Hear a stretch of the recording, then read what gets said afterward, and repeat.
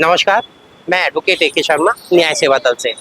जैसा कि आप जानते हैं, न्याय सेवा दल पुरुषों के मानवाधिकार एवं न्याय दिलाने के लिए कार्यरत एक संगठन है। देखिए, हमारा पहले इंडियन पीनल कोड की section 354, 354A, 354B, 354C, 354D and 509 ये यौन उत्पीड़न सेक्सुअल ऑफेंस था, जो कि BNS भारतीय न्याय संहिता की सेक्शन 74, 75, 76, 77, 78 और 79 है। यानी कि वही लॉ, लगभग वही लॉ जो कि त्यों BNS में आ गई हैं, अब सिस्टमेटिक हो गई हैं। तो ये जो ऑफेंस है, अगर वुमेन के अगेंस्ट में कोई ऐसा ऑफेंस होता है, जैसे कि वॉयरिज्म होती है, मतलब ताका जाकी, जैसे कि स्टॉकिंग होती है, मतलब पीछा करना, जैसे कि डिसरोब ऑफ वुमेन होती है, महिला का निर्वस्त्र होना, जैसे कि मॉडेस्टी ऑफ वुमेन होती है, मतलब महिला का लज्जा भंग करना, तो ये सभी अपराध सिर्फ वुमेन को पावर देते हैं, वुमेन को प्रोटेक्ट करते हैं।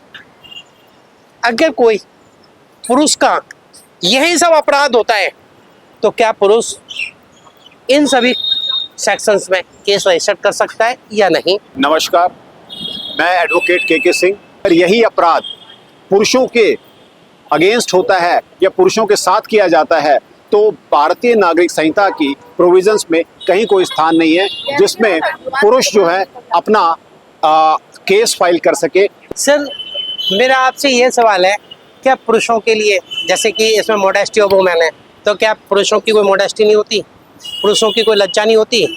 आपका क्या कहना है? के शर्मा जी, आपका प्रश्न बहुत उत्तम है। मैं इसमें ये बात बिल्कुल स्पष्ट रूप से जोड़ना चाहूँगा कि जिस प्रकार से महिलाओं की लज्जा भंग क्या हम बात करते हैं, पुरुषों के साथ भी देखा गया है कि उनके साथ भी इस तरीके का अत्याचार होता है। लेकिन क्योंकि हमारे समाज की जो व्यवस्था है और हमारे समाज की जो आज की स्थिति है, उसके अंदर ऐसे मामले हमारे सामने बहुत रेयर आते हैं, जिसे हम कह सकते हैं रेयरेस्ट ऑफ रेयर। सर, मैंने तो सिर्फ दो टूक पूछना है आपसे, क्या ये जो प्रोविजंस अभी जो मैंने बताए थे, जो महिलाओं के पास प्रोविजंस है, क्या पुरुष के पास है या नहीं? प्राइमा फेसी पुरुषों के पास ऐसा कोई प्रोविजन नहीं है BNS के अंतर्गत। डिसरोब ऑफ वुमेन, यानी कि किसी महिला को निर्वस्त्र करना या क्रिमिनल फोर्स करना, जिससे कंपेल हो जाए वो डिसरोब होने के लिए, अगर कोई पुरुष को करे, तो क्या पुरुष अपने बचाव में न्यायालय में केस दर्ज करा सकता है? देखिए, ऐसी स्थिति में यहाँ पर दो अवधारणाएं हैं। पहली अवधारणाएं आती है जिसमें हम विक्टिम की बात करते हैं, और दूसरी अवधारणा आती है जिसमें हम एक्यूज की बात करते हैं। अगर पुरुष विक्टिम है, तो उसको मेरा ये सजेशन है कि वो सबसे पहले किसी अपने नियरेस्ट पुलिस स्टेशन में जाकर के पुलिस कंप्लेंट दर्ज कराए। सर, आपने कहा पुलिस कंप्लेंट दर्ज कराए, मेरा तो ये सवाल है कि किस सेक्शन में कराएगा, क्योंकि डिसरोब ऑफ वुमेन तो इसमें BNS में है क्या? क्योंकि उसमें कंप्लेनेंट से वुमेन हो सकती है। अब आप बताइए कि मेन हो सकता है। भारतीय न्याय जो नागरिक संहिता है, उसके अंदर पुरुषों के लिए प्रावधान इस तरीके की व्यवस्था नहीं दी गई। सर, यही तो मेरा कहना है, यही मैं आपसे सुनना चाहता था। आपने कहा नहीं है, यही मैं कहना चाहता हूँ। मेरा सिर्फ ये कहना है, ये जो प्रोविजंस है, ये सिर्फ वुमेन को प्रोटेक्ट करने के लिए है, मेन को नहीं है।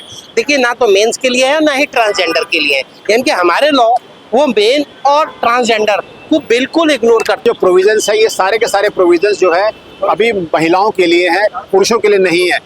कि हमारे जो लॉ है उसमें वुमेन्स को प्रोटेक्ट करने के लिए लॉ है, मेंस को प्रोटेक्ट करने के लिए कोई लॉ नहीं है। ये भारतीय न्याय संहिता जो हमारा रिप्लेस IPC को करके आया है, उसके अंदर जो प्राइमा फेसी हमारे पास प्रोविजंस हैं, all those provisions are there to protect the modesty of women, to protect the crime against women, whereas if we look at the condition of the males or the gents or the male figures in the society, we do not see any kind of provision which are available in our BNS. हमारा कहना है कि पुरुष भी vote देते हैं, tax भी देते हैं, भारत के नागरिक भी हैं, भारत में रहते भी हैं, तो ये सभी देखते हुए पुरुषों को भी समान अधिकार देना चाहिए। उनके लिए सभी ये प्रोविजंस होने चाहिए। इसी बात पर धन्यवाद।